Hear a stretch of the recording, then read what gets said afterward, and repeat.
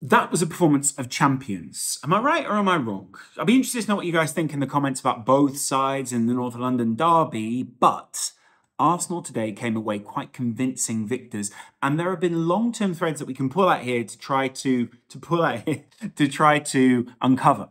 Welcome back to Laurence McKenna channel. This is a huge weekend in football, not just for Arsenal, but for plenty of other teams, and it's worth discussing a little bit about all of them, but mostly Mikel Arteta and his great work. First of all, let's just talk about the overall Arsenal performance, right? You could tell from the very beginning that these guys wanted to attack the game early, kill it off, because they knew that Spurs in the second half, well, tend to just come out and try and dominate the other team for at least 5-10 minutes, get a goal back, put the other team on the back foot. So if you dominate the team early on, when Spurs are still getting their feet under the table, then things are going to go well for you in this game.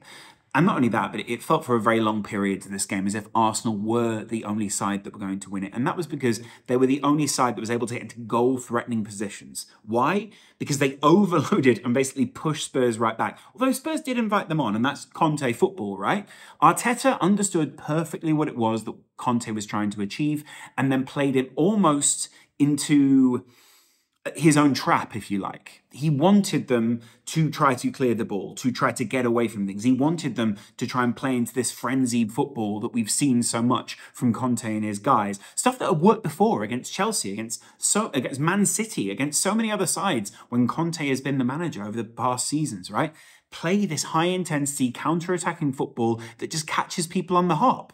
Now, I get that. But when you're playing Arsenal, then that almost seems tactically naive. And weirdly, Arteta's predictions and the way that he sent his players out look the opposite of naive in this game. You could tell that Arsenal were on the front foot. At one point I counted, there were 6 players level, or at least just in the half space between the midfield and the back four of Spurs. And that included like Granit Xhaka, Martinelli, Nketiah, Saka. Thomas Partey wasn't, but Odegaard was. And then Zinchenko was like wandering into the midfield, which allowed all the midfielders to wander up. You could see the back line was sort of crossing over, and they were almost making like a back 2, comeback 3, depending on where Ben White was and depending on how far up Saliba was. It was almost a perfect enactment of what you'd imagine a game domination would look like from Mikel Arteta. And all of that with this idea that they are still not quite their final form, right? At one point in the World Cup, we said, well, you know, Gabriel Jesus is out now. How are they ever going to replace that? Well, Eddie Nketiah has come on. Eddie Nketiah, of course, was subbed in this game, but he was still fantastic for almost pretty much the whole of his performance. And he's come in and really like made himself a goal threat. That was what Gabriel Jesus was. Like, I remember when people were kind of picking at Gabriel Jesus' early performances. He had some goals, he had some assists, but they were also a bit like, okay, well, is he doing enough? And the idea was that he was doing enough for the whole game and influencing things, but that if Eddie Nketiah came in, well, Eddie Nketiah, of course, had scored goals because, well, we just didn't know about the rest of Eddie Nketiah's goals and our lack of, the rest of his attributes. And so the lack of appreciation for Eddie Nketiah, the lack of appreciation for what it was that Arsenal need from a number 9, or at least the guy who plays in the centre of their attacking formation, is crazy. We weren't acknowledging any of these guys. We weren't acknowledging the great attributes that each of these players actually has. And that's why with Nketiah and Martinelli on the other side, that, you know, the formation had to be so skewed that way for Spurs, which left acres, and I mean acres of space for Bukayo Saka to run into, right? And it's no surprise that Saka's had this trajectory at this point. It's so clear that Mikel Arteta loves coaching this kind of player. He took real pleasure in doing the same at Man City. And of course, therefore, that was why, you know, maybe players like Gabriel Jesus, Zinchenko, and even people like Raheem Sterling wanted to leave the club in the end. You could see that they knew that there was something else outside of City and there were other projects they could take part in. Weirdly, if Sterling was part of this side, I actually think it would be a really good combination. But he isn't, and who we should acknowledge is fantastic and who contributed so much today was this. He's not Paul Scholes, because a lot of people say the word metronomic with Paul Scholes, but Zinchenko is about dictating the pace within games. Granit Xhaka pushing a little further up allowed Arsenal the intensity on Spurs' backline, and really what it did was isolate Harry Kane, Heung-min Son, and Kulusevski, who Spurs and everyone else was very excited about coming into this game. they neutralised everything that Spurs were good at because Spurs had to be so deep in order to counterattack. And strangely, over the last few years, we haven't seen the appreciation for what Granit Xhaka does in games, and we haven't seen the appreciation. We have seen appreciation for what Partey does. But the fact that Xhaka and Partey were so able to destroy just so many things about what was going on in Spurs' midfield, and it became so cat and mouse, like really whenever Spurs got the ball, it was like, okay, let's just hunt them down. Let's just crowd them off the ball. Now, normally sides manage to find space. They tried to find Kulusevski.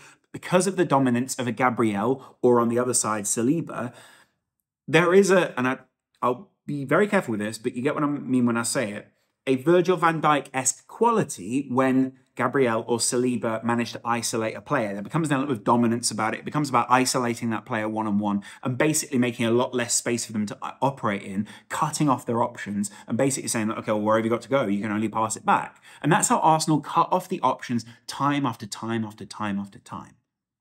Now, at the start of the season, I said Arsenal could make top four. I'll be honest, I didn't see them as title rivals to Man City. I thought that was still one more season off. My main reasoning for that was I did think they would get more injuries this season. And they're 8 points clear. I think they're 8 points clear. Let me just check Premier League table. Yeah, they're 8 points clear, on level on games with Man City at this point. One game ahead of Newcastle United. By the way, Newcastle United, insane that they're so close to Man City. 1 point, but also City have one game in hand. But you also get my point. Manchester United are the only side with a better recent record, or basically a better record since the World Cup in the Premier League than Arsenal. And we're kind of in a position now where we are able to look back and look at where the dots align, how the graph is drawn, that kind of Steve Jobs-y idea that you can only connect the dots backwards, right? You could see that the pressure that was on the Spurs players that Conte had coached into them or had set as a mentality was playing on their minds. There was a nervousness, a twitchiness, and an almost, as soon as the game plan didn't go to plan, you could see that they didn't quite, they couldn't quite come to grips with that. Like there wasn't a way of them mentally overcoming that. And the fortress that they had made, whether you want to call it White Hart Lane or Spurs Stadium, over the last few years was completely evaporated. Arsenal looked as if they felt so comfortable in the match. And Spurs' previous dominance, which was like win, win, win, win, draw, win, win, draw. You know, there were so many different dominations of Arsenal in that time, which was something they took a lot of pride in, was just completely gone. On the contrary, you could and weirdly, considering what Cesc Fabregas's comments this week about Conte were, where he was saying, well, Conte is the kind of manager that allows you some of that creative freedom in the centre of the park because he allows some of his players that when he trusts them on the ball, those kind of things. And of course, Conte would have an appreciation of players in the centre of the park. I don't fully believe that Conte has got the players that he wanted in the centre of the park with Sarr and Højbjerg, but you get my point. Like, I think Spurs lost that midfield battle because shape-wise and personnel-wise, they just weren't smart enough. Højbjerg wasn't the destroyer that they needed. Sarr wasn't the player that they needed in that space. And you could see when they brought other players on, you know, you had the likes of Richarlison, Gil, Perisic, Davies, and even Basuma.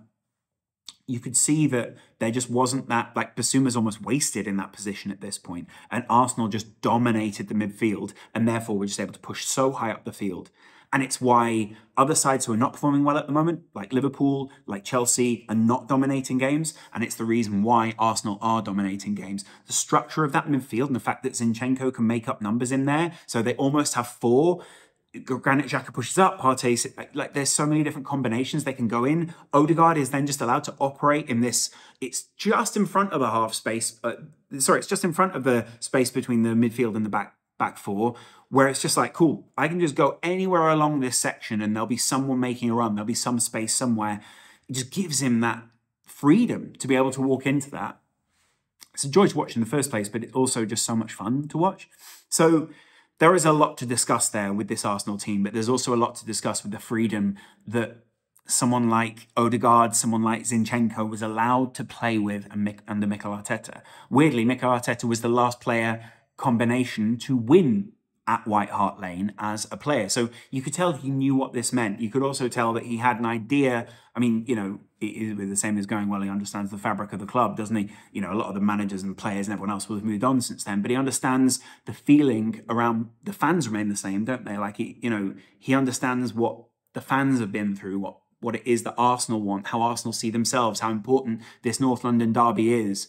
And he seems very good at managing those emotions in those moments. Like, people mocked him, I mean, to some extent, including me, for drawing, you know, the brain and the heart on the board last season and balancing those two things out, and, you know, the relationship between the two, but then also just being more intense, having that intensity, but also what we've seen this season from Arteta that I think we didn't attribute to him before, that we do attribute to Conte, that we do attribute to other top managers, maybe not like Pep, but maybe like the very top guys, you know, the Mourinhos and the Fergusons, is ruthlessness. There is a ruthlessness to Arteta and therefore Arsenal, which is the thing that should win them this title now. 8 points difference, and we're into the second half of the season. Well, I mean, we're still in the first half of the season for Arsenal, weirdly, but we're almost in the second half of the season for Arsenal. And the exciting thing is now, if you look at, let me just go to Arsenal fixtures, right?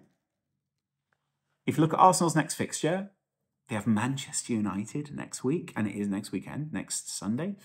They then have Man City in the FA Cup, and then they have Everton. So Arteta's previous club, at the end of that, Arteta's previous management club, and then one of Arsenal's biggest rivals. The next 3 games are going to be huge for them. And I think we're seeing now, Arteta and Arsenal don't fear these people. They do not fear any of these combinations. You could even see at the end when it was, you know, there was, who was it? It was Ramsdale, but then Xhaka ran over, a couple of other players tried to get involved. A fan tried to kick him, and someone else tried to kick him again. Like, it was messy. Arteta just ran over and just took him away and was like, that's not the focus today. The focus today is this win, those fans in that corner, and that's all. It's not, you could also tell, and I think this is a big part of it, that this was not about getting into the muddy, the details of the game and trying to get sucked in by hard tackles and those kind of things. Arsenal players were getting back up. They were literally just going, right, we're focusing on the goal here, which is to win the game, not to get into a slugging match with the opposition and try to outpunch them or do whatever. We're going to play our game plan. We're going to play our way, and we're going to dominate this Spurs team because of that. Now, that could have gone wrong, because in previous games, obviously, that has gone wrong against, say, Eric Ten Hag and people like that, other tactically astute managers similar to Conte. But it's so clear that the low confidence of Spurs and the high confidence of Arsenal had a massive impact on this game. And you could see that playing out on the pitch. Now, I'm not saying that's everything. Confidence is one of those, it's a wazi, it's a woozy, you know, it's a fugazi, it's fugazi. But with that, it gave them a huge edge. They were so confident in what it was that they were trying to achieve, like the previous Man City sides, like the previous Liverpool sides, like the previous Chelsea teams that went out there and dominated the Premier League. And even the Arsenal teams, actually, although Arsenal very often got into those slugging games. Like, you can tell Arteta almost wanted them to remain above that. That's why they've been sucked into it before. Like, other players have been too emotionally into it, too much, you know, get to the other side and then rub it in the opposition's face. You could tell that there was a confidence in the system.